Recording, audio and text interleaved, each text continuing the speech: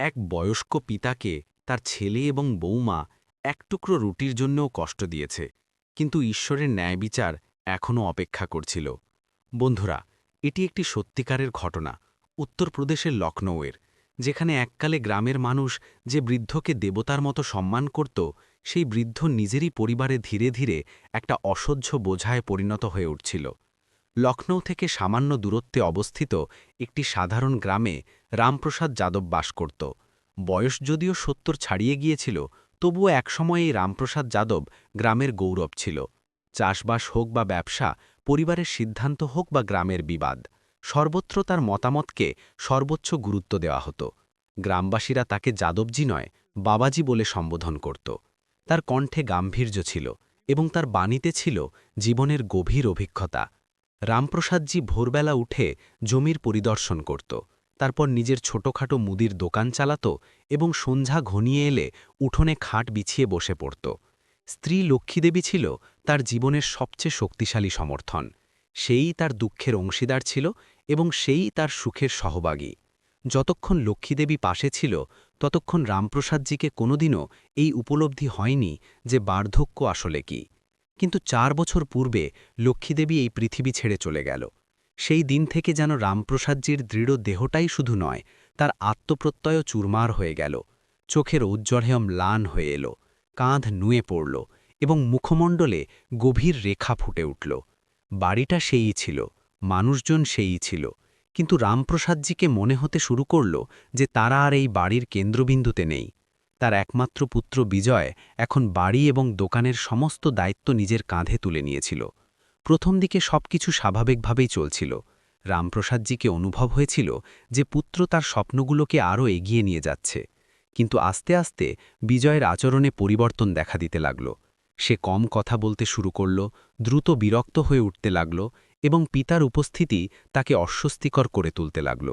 বৌমা রানী শুরু থেকেই নীরবে থাকত, কিন্তু সময় গড়ানোর সাথে সাথে তার নীরবতা কটাক্ষে রূপান্তরিত হয়ে যেতে লাগল। রামপ্রসাদজি এসব তো বুঝতে পারত, কিন্তু মুখ ফুটে বলতে পারত না। তাকে মনে হতো যে সম্ভবত এটাই সময়ের অমোঘ নিয়ম। বার্ধক্য এলেই মানুষের মূল্য হ্রাস পেয়ে যায়। বাড়িতে নাতি-নাতনিরা ছিল, শিশুদের হাস্যধ্বনি ছিল, কিন্তু রামপ্রসাদজি সকলের মধ্যে থেকেও একাকী ছিল। ভোর থেকে সন্ধ্যা অবধি তারা উঠোনে পাতা খাটে বসে থাকত। কারোর সাথে দূর একটা কথা বলার ইচ্ছে হতো, কিন্তু কেউ তার নিকটে বসতই না। যদি নিজে কারোর সাথে কথোপকথন শুরু করত, তাহলে হয়তো কোনো প্রত্যুত্তর মিলত না, অথবা কথা মাঝপথে ছিন্ন করে দেওয়া হতো। মাঝে মাঝে তাকে মনে হতো যেন তারা এই বাড়ির সদস্য নন, মাত্র এক কোণে স্থাপিত কোনো প্রাচীন বস্তু। এককালে এমন ছিল যখন রামপ্রসাদজির একটা ডাকে সমগ্র বাড়ি কেঁপে উঠত। এখন সেই ব্যক্তি নীরবে রান্নাঘরের দিকে চেয়ে থাকত, যে সম্ভবত কেউ তাকে খাবারের জন্য আহ্বান করবে। কিন্তু আহ্বান খুব কমই আসত। যা সামনে পরিবেশিত হতো সেটাই গ্রহণ করত, কিছু না পেলে উপবাসী থেকে যেত। তার দেহ সহযোগিতা ছেড়ে দিতে আরম্ভ করেছিল, দাঁত ঝরে পড়েছিল, নিঃশ্বাস ফুলে উঠতে লাগল এবং কাশি তো যেন স্থায়ী আস্তানা গেড়ে বসেছিল। পূর্বে যখন সামান্য ক্ষুধা অনুভূত হতো, তাহলে বাদাম অথবা ভাজা ছোলা খেয়ে নিত। এখন সেই স্বাদও অতীতেই স্মৃতি হয়ে গিয়েছিল। রামপ্রসাদজিকে সবচেয়ে অধিক যন্ত্রণা হতো এই বিষয়ে যে তারা নিজেরই বাড়িতে কোনো কিছু দাবি করতে ভীত হয়ে উঠেছিল। তাকে আশঙ্কা হতো যে কোথায় না কারো তীক্ষ্ণ বাক্য প্রয়োগ হয়ে যায়। সেই জন্য তারা প্রায়শই মনের কথা মনে চাপা দিয়ে রাখত। দিনগুলো অতিক্রম করতে লাগল, পরিস্থিতি রূপান্তরিত হতে লাগল। রামপ্রসাদজি উপলব্ধি করেছিল যে এখন এই বাড়িতে তার অবস্থান মাত্র নামমাত্র। তার উপস্থিতি বা অনুপস্থিতিতে কারও কোনো প্রভাব পড়ে না, এবং এই উপলব্ধি আস্তে আস্তে তার অন্তরে এমন এক নীরবতা পূর্ণ করে দিচ্ছিল, যা আগামী দিনগুলোতে একটা অত্যন্ত গুরুত্বপূর্ণ সিদ্ধান্ত গ্রহণ করতে সাহায্য করবে। কারণ এখন রামপ্রসাদজি মাত্র বৃদ্ধ হচ্ছিল না, এখন তারা নিজেরই বাড়িতে অবাঞ্ছিত হয়ে উঠছিল। একদিন ভোরের আলোয় যখন রামপ্রসাদজির চোখ খুলল, তাহলে সর্বপ্রথম রান্নাঘর থেকে ভেসে আসা খাদ্যের সুবাস তার দৃষ্টি আকর্ষণ করল। কয়েকদিন পর তাকে এতটা তীব্র ক্ষুধা অনুভূত হল। বয়সের এই স্তরে ক্ষুধা লাগাটাও কোনো সৌভাগ্যের থেকে কম নয়, কিন্তু এই সৌভাগ্যও তার জন্য প্রায়শই অপূর্ণই থেকে যেত। তারা আস্তে আস্তে খাট থেকে উঠল, লাঠির সহায়তা গ্রহণ করল এবং দৈনন্দিন কাজ সম্পাদন করে উঠোনে এসে বসল। নাতি-নাতিনীরা বিদ্যালয়ে চলে গিয়েছিল। বাড়িতে একটা বিচিত্র নিস্তব্ধতা ছিল। রামপ্রসাদজি বারংবার রান্নাঘরের দিকে চোয়াল ফেরাতে লাগল। অন্তরে অন্তরে চিন্তা করছিল, সম্ভবত আজ সময়ানুসারে খাদ্য লাভ হবে। প্রায় অর্ধঘণ্টা পর তার পুত্র বিজয় দোকানে যাওয়ার প্রস্তুতি নিয়ে বাইরে বেরিয়ে এল। রামপ্রসাদজি সাহস সংগ্রহ করে মৃদুস্বরে প্রশ্ন করল, পুত্র, আজ রান্নাঘর থেকে অত্যন্ত সুন্দর সুবাস আসছে। কি প্রস্তুত করা হয়েছে? বিজয় থামনা দিয়ে প্রত্যুত্তর দিল, যা প্রস্তুত করা হয়েছে সামান্য সময় পর লাভ হবে, এখন রানীর অত্যধিক কাজ রয়েছে। এতটুকু বলে সে মোটরবাইক চালু করে চলে গেল। রামপ্রসাদজি নীরব হয়ে গেল। তারা জানত যে এখন অধিক প্রশ্ন করা উচিত নয়। তারা আবার প্রতীক্ষা করাকেই উত্তম মনে করল। সময় অতিবাহিত হতে লাগল। ক্ষুধা এখন যন্ত্রণায় রূপান্তরিত হয়ে যেতে লাগল। তারা বসে বসে অবসন্ন হয়ে পড়ল, তাহলে আবার খাটে শুয়ে পড়ল। উপরের আকাশ নিরীক্ষণ করতে করতে অতীতের দিনগুলো স্মরণ করতে লাগল। এককালে এই উঠোন মানুষে পরিপূর্ণ থাকত। আজ সেই উঠোন তাকে ছিন্নভিন্ন করে খাওয়ার জন্য তেড়ে আসছে। অনেক বিলম্ব পর রানী এলো। এক হাতে পাত্র এবং অন্য হাতে জলের পাত্র। কোনো কিছু না বলে পাত্রটি মাটিতে রেখে আবার অভ্যন্তরে চলে গেল। পাত্রে দুখানা শুষ্ক রুটি এবং রাতের অবশিষ্ট ডাল ছিল। সুবাস অন্য কোনো জিনিসের ছিল, কিন্তু রামপ্রসাদজি কোনো কিছু বলল না। ক্ষুধা এতটা প্রবল ছিল যে সেই খাদ্য তাকে কোনো উৎসবের প্রসাদের মতো অনুভূত হতে লাগল। তারা দ্রুত খাদ্য গ্রহণ করল। গ্রহণ করতে করতে তার মনে একটিমাত্র প্রশ্ন ঘুরপাক খাচ্ছিল, কি এটাই বার্ধক্য? তার দেহ এখন প্রত্যুত্তর দিতে শুরু করেছিল। শীত শুরু হতেই কাশি দৃঢ়তর হয়ে উঠল। এক ভোরে কাশি এতটা বৃদ্ধি পেল যে নিঃশ্বাস গ্রহণ করা দুরূহ হয়ে উঠল। তারা বিজয়কে আহ্বান করে বলল, পুত্র, আজ দেহ কিছু অধিক অসুস্থ। শ্বাসকষ্টের পাম্পও সমাপ্ত হয়ে গিয়েছে। চিকিৎসকের নিকট নিয়ে চলো। এতটুকু শুনতেই নানি কক্ষ থেকে বাইরে এলো। আজ যাওয়া সম্ভব নয়, আমার পিতার দেহ সুস্থ নয়, আমাদের সেখানে যেতে হবে। বিজয় কোনো কিছু না চিন্তা করে বলল, বাবাজি, আজ সম্ভব নয়। আগামীকাল ঔষধ নিয়ে আসব। সামান্য সময় পর বিজয়, রানী এবং শিশুরা বাড়িতে তালা লাগিয়ে চলে গেল। রামপ্রসাদজি উঠোনে বসে মাত্র তাদের প্রস্থান দেখতে থাকল। কাশিতে বুক জ্বালাপোড়া করছিল, কিন্তু বাড়িতে এখন কেউ নেই। সামান্য সময় পর অবসন্ন হয়ে তারা খাটে শুয়ে পড়ল। কখন নয়ন লেগে গেল জানাই হল না। যখন জাগ্রত হল তাহলে মধ্যাহ্ন হয়ে গিয়েছিল। উদর ক্ষুধায় কুড়কুড় করছিল। তারা চিন্তা করল, সকালের খাদ্য তো সম্ভবত রান্নাঘরে রক্ষিত আছে। যেই অভ্যন্তরে প্রবেশ করতে লাগল, দ্বারে লাগানো তালা দেখে তার পদক্ষেপ সেখানেই স্থির হয়ে গেল। তারা তালা নিরীক্ষণ করে হাঁটু মুড়ে বসে পড়ল। হে রাম, আমার উপস্থিতিতে আমার বাড়িতে তালা! তার নয়ন থেকে অশ্রু প্রবাহিত হতে লাগল। তারা প্রত্যাবর্তন করে খাটে এসে বসল। তখনই তার পালিত কুকুর নিজের পাত্র থেকে রুটি উত্তোলন করে তার সম্মুখে বসে গেল এবং গ্রহণ করতে লাগল। রামপ্রসাদজি তাকে নিরীক্ষণ করতে থাকল। আমার থেকে উত্তম তো এই প্রাণী, অন্ততপক্ষে রুটি তো লাভ হচ্ছে। মধ্যাহ্ন অতিক্রম করল। কাশি বৃদ্ধি পাচ্ছিল। তখনই প্রতিবেশীতে বাসকারী তার প্রাচীন মিত্র গোপাল সিং এল। পরিস্থিতি দেখে তারা সমস্ত কিছু উপলব্ধি করল। তারা নিজের বাড়ি থেকে খাদ্য নিয়ে এলো এবং রামপ্রসাদজিকে খাইয়ে দিল। সন্ধেকালে পকেট অনুসন্ধান করলে ঔষধ ক্রয়ের জন্য অর্থও ছিল না। তখনই বাহির থেকে ধ্বনি এলো, রদ্দি বিক্রেতা, কবার বিক্রেতা। উঠোনের কোণে রক্ষিত প্রাচীন গ্রন্থ এবং সংবাদপত্র তাকে দৃশ্যমান হল। তারা চিন্তা করল, এগুলো বিক্রয় করে ঔষধ লাভ হবে। কবার বিক্রেতা রদ্দি ওজন করছিল যে তখনই বিজয় এবং রানী বাড়ি প্রত্যাবর্তন করল। অর্থ গ্রহণ করতে দেখে রানী ক্রোধে বলল, ভালো, এখন চুরিও আরম্ভ করে দিয়েছে। রামপ্রসাদজি কোনো কিছু বলতে তার পূর্বেই রানী তার হাত থেকে অর্থ ছিনিয়ে নিল। তারা কম্পিত স্বরে নিজের অসহায়তা বর্ণনা করল, কিন্তু না বিজয় গোলে না রানী। বিপরীতে বিজয় বলল, একবেলার খাদ্য না লাভ হলে কি ঘটেছে? এতটুকু মাত্র নয়। রানী কবাট বিক্রেতাকে বলল, ভাইয়া, ভাঙারও নিয়ে যাও, এটাও নিয়ে যাও। সেই শব্দ ভাঙা সরাসরি রামপ্রসাদের হৃদয়ে বিদ্ধ হল। সেই রাত্রে খাদ্য সম্মুখে রক্ষিত ছিল, কিন্তু তারা গ্রহণ করল না। পাত্রটি খাটের নিচে সরিয়ে দিল। কুকুর এসে রুটি উত্তোলন করে নিয়ে গেল। সেই অন্ধকারময় রাত্রে রামপ্রসাদজি নীরবে নিজের প্রয়োজনীয় বস্তু একটা থলিতে রেখে স্থির করল, এখন এই বাড়িতে একটি ক্ষণ অবস্থান করব না। ভোরোদয়ের পূর্বে তারা কাউকে না জানিয়ে নিজেরই বাড়ি থেকে বাহিরে বেরিয়ে পড়ল। সেই মুহূর্তে অন্ধকার এখনও সম্পূর্ণরূপে দূরীভূত হয়নি। গ্রামের পথগুলো নির্জন ছিল। শীতল বায়ু তার দুর্বল দেহকে আরও কম্পিত করছিল, কিন্তু রামপ্রসাদজির পদক্ষেপ থামছিল না। এক হাতে লাঠি ছিল এবং অন্য হাতে কাপড়ের ছোট থলি। সেই থলিতে তার সমগ্র জগৎ সংকুচিত হয়ে গিয়েছিল। চলতে চলতে তার নয়নের সম্মুখে অতীতের বছরগুলো ঘুরতে লাগল। সেই বাড়ি, সেই উঠোন, সেই পুত্র যাকে এককালে তারা আঙুল ধরে চলা শিক্ষা দিয়েছিল। স্মরণ হল যখন বিজয় শিশু ছিল এবং তীব্র জ্বরে সমস্ত রাত্রি তারা তাকে হৃদয়ে লাগিয়ে বসে অতিবাহিত করেছিল। আজ সেই পুত্র তাকে অসুস্থ অবস্থায় বাড়িতে আবদ্ধ করে চলে গিয়েছিল। প্রত্যেক পদক্ষেপের সাথে তার হৃদয় ভারাক্রান্ত হয়ে উঠছিল। সম্ভবত আমারই কোনো ত্রুটি ছিল। তারা অন্তরে অন্তরে চিন্তা করতে লাগল। সম্ভবত আমি পুত্রকে অত্যধিক সবকিছু প্রদান করে দিয়েছি। কিন্তু তারপর বৌমার বাক্য স্মরণে এলো, ভাঙার। তার নয়ন পূর্ণ হয়ে এলো। গ্রামের সীমানা অতিক্রম করতেই তারা স্থির হল। সামনের পথ তাকে বোঝা যাচ্ছিল না। সামান্য সময় একটা পাথরে বসে নিঃশ্বাস নিয়ন্ত্রণ করল। কাশি আবার প্রকট হয়ে উঠল। পকেট শূন্য ছিল, দেহ অবসন্ন ছিল এবং মন সম্পূর্ণরূপে ভগ্ন হয়ে গিয়েছিল। তখনই পথ থেকে কারো চলাচলের ধ্বনি শোনা গেল। রামপ্রসাদজি সাহস সংগ্রহ করে মৃদুস্বরে প্রশ্ন করল, পুত্র, কি নিকটে কোনো বৃদ্ধাশ্রম রয়েছে? যদি থাকে তাহলে আমাকে সেখানে পৌঁছে দাও। স্বরে এমন অসহায়তা ছিল যে শ্রবণকারী স্থির হয়ে যায়। সেই ব্যক্তি স্থির হল। ঘুরে রামপ্রসাদজিকে সতর্কতার সাথে নিরীক্ষণ করতে লাগল। সামান্য মুহূর্তে নীরব থাকল। তারপর অকস্মাৎ বলল, বাবাজি, আপনি? রামপ্রসাদজি উপর দিকে নিরীক্ষণ করল।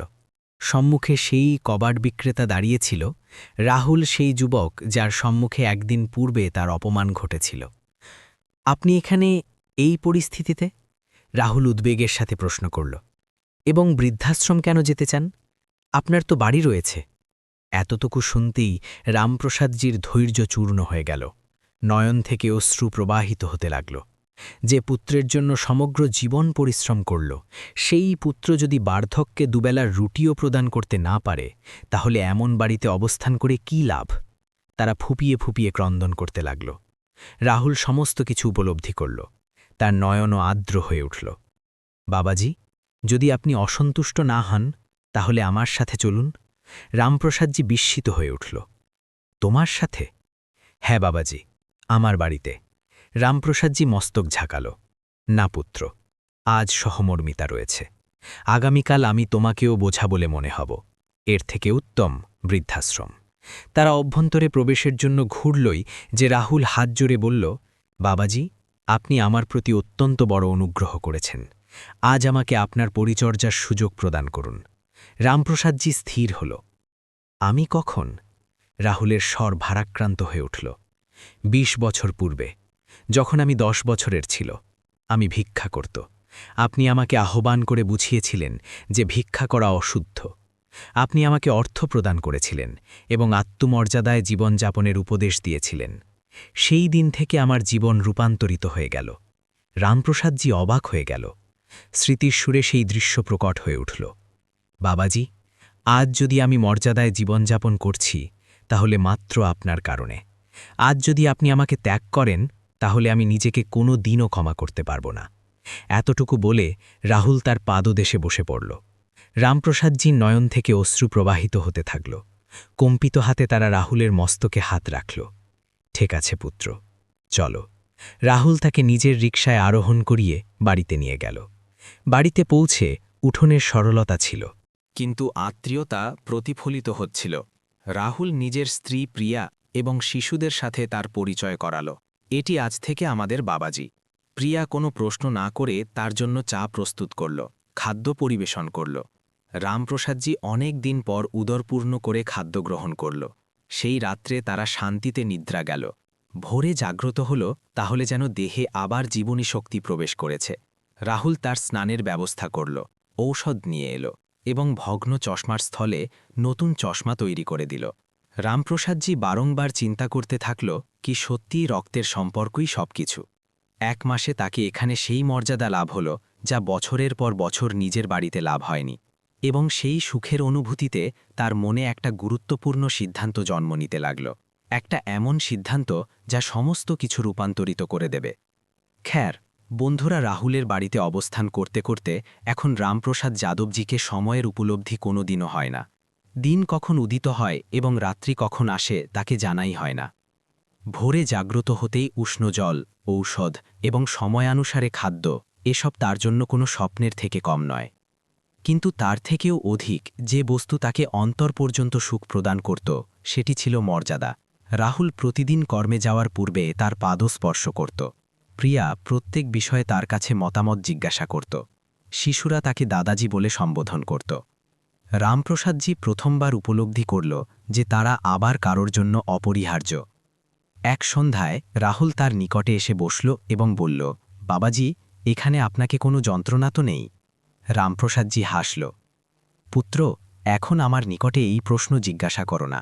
আমার নিজের পুত্রও কোনোদিন এমন জিজ্ঞাসা করেনি। রাহুল কোনো কিছু বলল না, মাত্র তার হাত গ্রহণ করে বসে থাকল। সেই রাত্রে রামপ্রসাদজি অনেক বিলম্ব পর্যন্ত নিদ্রা যেতে পারল না। মনে বারংবার একটিমাত্র বিষয় ঘুরপাক খাচ্ছিল, যে পুত্রের জন্য তারা সমস্ত কিছু করল সেই তাকে অপমানিত করল, এবং যে কোনোদিন অনাথ ছিল সেই তাকে পিতার মর্যাদা প্রদান করছে। পরবর্তী ভোরে তারা রাহুলকে নিকটে আহ্বান করে বলল, পুত্র, আজ আমি তোমার নিকটে একটা অত্যন্ত গুরুত্বপূর্ণ বিষয় বলতে চাই। তারা নিজের থলি উন্মোচন করল এবং কয়েকটা কাগজপত্র বের করল। এটি আমার বাড়ি এবং জমির দলিল। আমি চাই যে এখন এটি তোমার নামে হয়ে যাক। রাহুল বিভল হয়ে গেল। না বাবাজি, আমি এটি গ্রহণ করতে পারব না। কিন্তু রামপ্রসাদজি নির্বিকার ছিল। আমি নিজের পুত্রের জন্য অর্জন করেছিলুম, কিন্তু সে আমাকে বোঝা মনে করল। তুমি আমাকে মর্যাদা প্রদান করলে সেই জন্য এটি আমার সিদ্ধান্ত। রাহুলের নয়ন থেকে অশ্রু প্রবাহিত হতে লাগল। অনেক নিষেধ করার পরেও রামপ্রসাদজি সম্মত হল না। কয়েকদিনে দলিলীয় কার্যাবলী সম্পন্ন হয়ে গেল। ওদিকে বিজয় এবং রানীকে যখন নোটিশ লাভ হল, তাহলে তাদের পাদতলে ভূমি সরে গেল। যে পিতাকে তারা বোঝা মনে করেছিল, সেই পিতা তাদের জগৎকে দোলা দিয়েছিল। বিজয় দৌড়ে সর্বপ্রথম গোপাল সিংয়ের নিকট গেল, তারপর গ্রামের প্রধানের নিকট। প্রধানকে যখন সমগ্র বিষয় জানা গেল, তাহলে সে বিজয় এবং রানীকে সাথে নিয়ে রামপ্রসাদজির নিকট পৌঁছল। রামপ্রসাদজি সেই মুহূর্তে খাটে বসে নির্বিঘ্নে খাদ্য গ্রহণ করছিল। বিজয় ক্রন্দন করতে করতে বলল, বাবাজি, আমাদের থেকে ত্রুটি ঘটে গিয়েছে, চলুন, বাড়িতে চলুন। প্রধানও বুঝিয়ে বলার প্রয়াস করল, সামান্য সামান্য বিবাদ প্রত্যেক পরিবারে ঘটে। রামপ্রসাদজি গভীর নিঃশ্বাস গ্রহণ করল। বিবাদ ঘটেনি, অপমান ঘটেছে। তারা আস্তে আস্তে নিজের সমস্ত যন্ত্রণা বর্ণনা করল। ক্ষুধা, অসুস্থতা, তালা লাগানো দিন, ভাঙার শব্দ। প্রধানের নয়ন নত হয়ে গেল। বিজয়, এটি ত্রুটি নয়, অপরাধ। বিজয় এবং রানী তার পাদদেশে লুটিয়ে পড়ল, ক্ষমা প্রদান করুন। রামপ্রসাদজির হৃদয় কঠিন হয়ে উঠল। এখন অত্যন্ত বিলম্ব হয়ে গিয়েছে। রানী ক্রোধে রাহুলের প্রতি অভিযোগ করল, এটি সমস্ত জমির জন্য। তখনই রাহুল সম্মুখে এলো। আমাকে তোমার জমি প্রয়োজন নয়, আমাকে মাত্র বাবাজির আশীর্বাদ প্রয়োজন। প্রধান সিদ্ধান্ত ঘোষণা করল। রামপ্রসাদজির সিদ্ধান্ত যথার্থ। বিজয় এবং রানী শূন্য হাতে প্রত্যাবর্তন করল। সেই দিন থেকে রামপ্রসাদজি আইনানুসারে নিজের বাড়ি প্রত্যাহার করল এবং বিজয়কে বাড়ি খালি করতে হল। সন্ধ্যাকালে রাহুল রামপ্রসাদজির পাদ চাপতে চাপতে প্রশ্ন করল, বাবাজি, আপনাকে কোনো অনুতাপ তো নেই? রামপ্রসাদজি হাসল, না পুত্র, আজ প্রথমবার আমাকে বার্ধক্য ভারী অনুভূত হচ্ছে না, এবং সেই হাসির সাথে গল্প নিজের চূড়ান্ত সত্যের দিকে অগ্রসর হচ্ছে, কারণ এখন কর্ম কথা বলবে এবং চূড়ান্ত সিদ্ধান্ত অবশিষ্ট ছিল। খ্যার, বন্ধুরা বিজয় এবং রানীর প্রস্থানের পর উঠোনে একটা বিচিত্র শান্তি বিস্তার লাভ করল। রামপ্রসাদ যাদবজি খাটে বসে দূরবর্তী আকাশ নিরীক্ষণ করছিল। না মুখমণ্ডলে ক্রোধ ছিল, না নয়নে ঘৃণা, মাত্র একটা গভীর অবসাদ ছিল, যা বছরের পর বছর তার অন্তরে সঞ্চিত হয়ে আসছিল। রাহুল নিকটে এসে নীরবে বসল। বাবাজি, যদি আপনাকে সামান্য দুঃখ হয়ে থাকে, তাহলে বাক্য সমাপ্ত হওয়ার পূর্বেই রামপ্রসাদজি তার হাত গ্রহণ করল। না পুত্র, তারা মৃদু স্বরে বলল, আজ যদি মন ভারাক্রান্ত হয়, তাহলে মাত্র এই কারণে যে আমি অত্যন্ত বিলম্ব করে নিজের বিষয়ে চিন্তা করতে শুরু করেছি। সেই রাত্রে রামপ্রসাদজি অত্যন্ত সুখে নিদ্রা গেল। তাকে স্বপ্নে লক্ষ্মীদেবী দর্শন দিল। তারা হাসছিল, যেন বলছিল, এখন সমস্ত কিছু স্বাভাবিক।